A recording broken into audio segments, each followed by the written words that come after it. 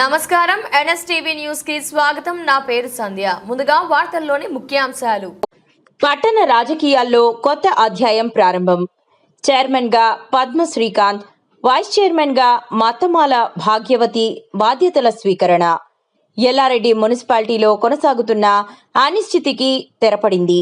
సోమవారం జరిగిన అధికారిక ప్రమాణ స్వీకార కార్యక్రమంలో చైర్మన్ గా పద్మ శ్రీకాంత్, వైస్ చైర్మన్ గా మత్తమాల భాగ్యవతి ఏకగ్రీవంగా ఎన్నికై బాధ్యతలు స్వీకరించారు. భారీగా తరలివచ్చిన ప్రజాప్రతినిధులు, పార్టీ నాయకులు, పట్టణ ప్రముఖుల సమక్షంలో ఈ కార్యక్రమం ఘనంగా జరిగింది. చైర్మన్ ఎన్నిక మరియు కొత్తగా ఎన్నికైన కౌన్సిలర్ల ప్రమాణ స్వీకారం జరిగింది. కౌన్సిలర్స్ ప్రమాణ స్వీకారం జరిగిన తర్వాత మరి చైర్మన్, వైస్ చైర్మన్ ఎంపిక చేయడం జరిగింది. కాంగ్రెస్ పార్టీ నుంచి పద్మ శ్రీకాంత్ 10వ వార్డు కౌన్సిలర్ని అందరూ కౌన్సిలర్స్ కలిసి ఏకగ్రీవంగా చైర్మన్ గా ఎన్నుకోవడం జరిగింది. అఫీషియల్ గా కూడా ఆర్డీఓ గారు మరి కమిషనర్ గారు కూడా డిక్లేర్ చేయడం జరిగింది. రెండవ వైస్ చైర్మన్ గా మరి కౌన్సిలర్ వార్డ్ నంబర్ 7 వార్డు నుంచి భాగ్యమ్మని, పద్మాల భాగ్యమ్మ గారిని వైస్ చైర్మన్ గా చేసుకోవడం జరిగింది. ఆ ఎన్నిక కూడా యునానిమస్ గా జరిగిపోయింది.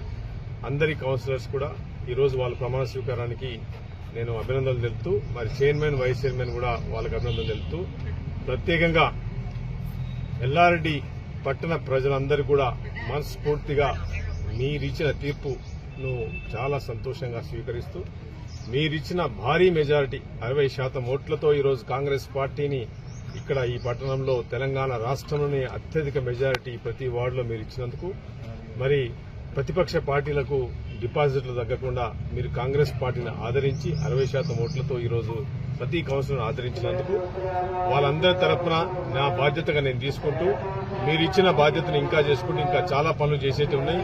ఇంకా డ్రైనేజీలు కావాలి, మోరీలు కావాలి, మరి ఇంకా లైట్ ప్రాబ్లం ఉన్నది, సీసీ రోడ్ల ప్రాబ్లం ఉన్నది, వాటర్ ప్రాబ్లం ఉన్నది, ఇంకా చాలా ప్రాంతం ఉన్నది.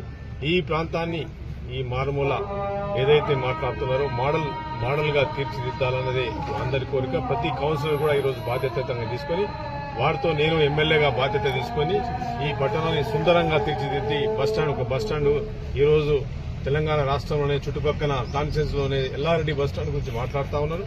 మరి మినీ ట్యాంక్ బండ్ కూడా రాబోతా ఉన్నారు. ఇక్కడి ప్రజలకు మంచి సౌకర్యాలు కల్పించడానికి ప్రతి కౌన్సిలర్